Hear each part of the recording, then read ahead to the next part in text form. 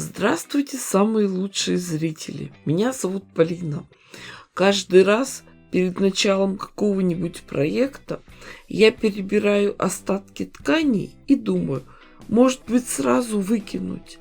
Но понимаю, что это очередной шедевр, но в разобранном виде. А здесь очень интересный подбор тряпочек. В обычном лоскутном шитье их сложно использовать. Часть – это просто остатки серой костюмной ткани после пошива школьной формы. К тому же она еще и тянется во все стороны. Тонкие шелковые ткани, остатки футболочного трикотажа. Для начала сделаем детали одинаковой формы и размера. Оптимально квадрат 10 на 10 сантиметров. Здесь не нужна точность кроя. Даже если у вас какая-то деталь получится чуть меньше, ничего страшного. Обожаю работать таким способом, потому что когда не следишь за миллиметрами, ничто не сдерживает полет творческой мысли. Подготовим круг из самой темной ткани. Начнем работать с ним. Даже если мы выйдем за границы, ничего страшного. Намечаем серединку. Берем квадратики, складываем их пополам, а потом по очереди подгибаем сначала одну сторону, потом другую. Получается острый угол. Клювик с острием 60 градусов.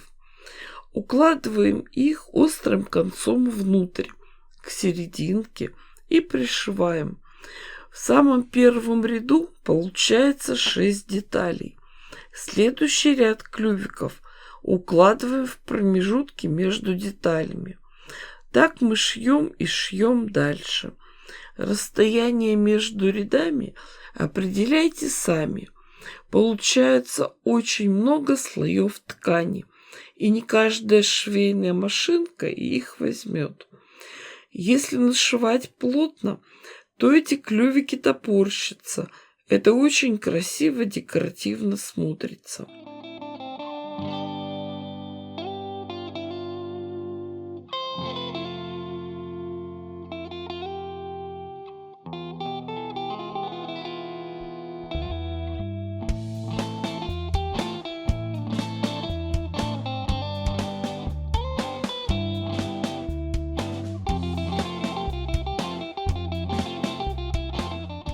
По моей задумке, в центре самые темные ткани, а к бокам светлые. Я представила себе тот цветок подсолнуха, который хочу получить, и ткани подбирала под цвет. И еще одна хитрость.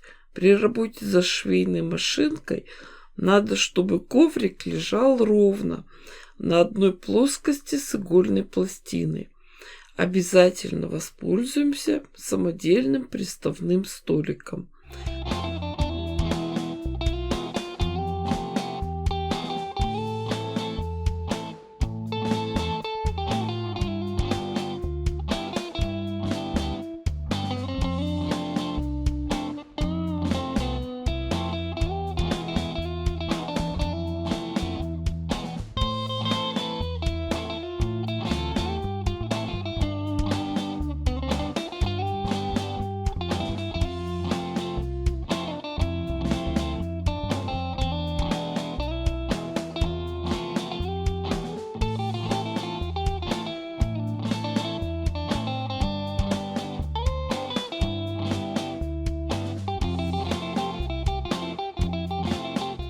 Когда дошили до нужного размера, отрежем лишнее и подровняем края.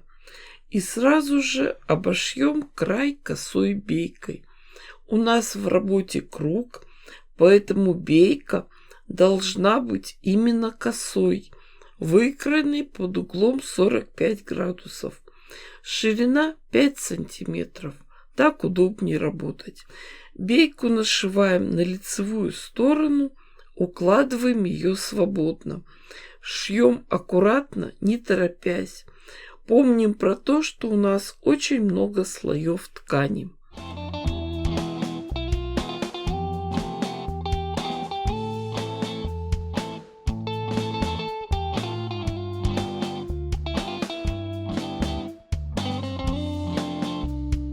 Нашитую бейку достаточно отвернуть на изнаночную сторону и слегка зафиксировать утюгом.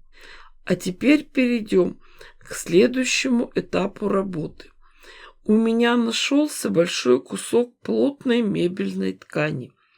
Определим его середину, поместим туда нашу готовую деталь и обрисуем границы. Потом нарисуем еще одну окружность на 2-3 сантиметра больше первой. По внешней окружности будет проходить шов. Начинаем нашивать нам уже знакомые клювики, лепестки из яркой ткани. Сворачиваем их точно таким же способом, но укладываем острием наружу. В первом случае мы шили серединку от центра к краям, а здесь наоборот, от краев к центру. И получается очень интересный эффект. В чем прелесть и преимущество каждого способа? Когда мы шьем от центра, то можем контролировать размер изделия. Шьем, пока у нас есть ткань. Нет, значит, заканчиваем работу и делаем окантовку.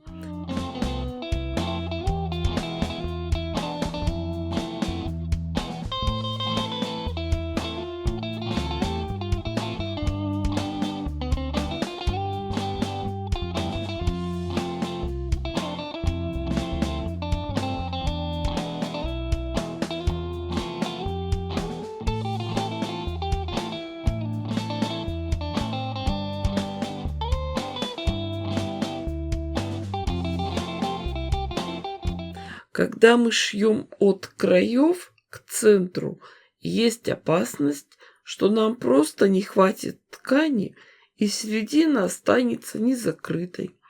Да и шить от краев не очень удобно. Ткани в несколько сложений накладываются друг на друга. Кроме того, вы работаете внутри большого толстого массива ткани. Особенно сложно получается, когда вы уже доходите до центра.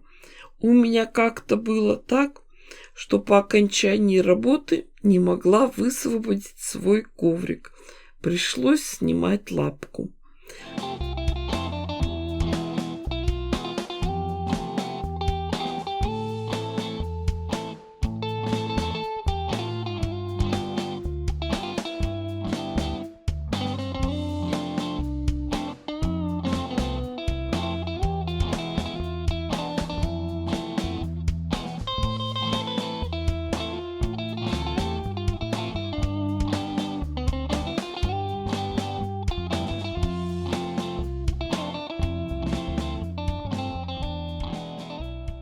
Когда дошили до нужного размера, помещаем внутрь нашу готовую серединку и пришиваем ее на швейной машинке.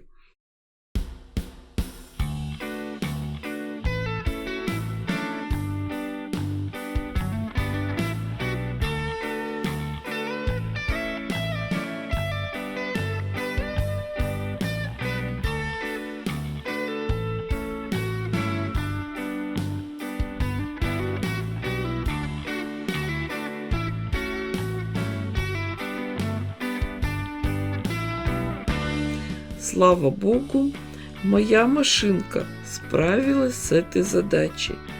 Здесь очень много слоев ткани, но мы смогли. И получился у нас прекрасный подсолнух, яркий солнечный цветок. Но, как вы понимаете, это еще не все. Раз пошла такая пьянка, режь последний огурец. Душа хочет праздника. Тем более, что еще остались яркие цветные тонкие тканюшки, которые сложно куда-то использовать. Так что, кто еще не подписан, срочно подпишитесь, чтобы не пропустить мое новое видео. Ставьте классы, пишите комментарии. С вами была Полина. Всем пока-пока и до скорых встреч!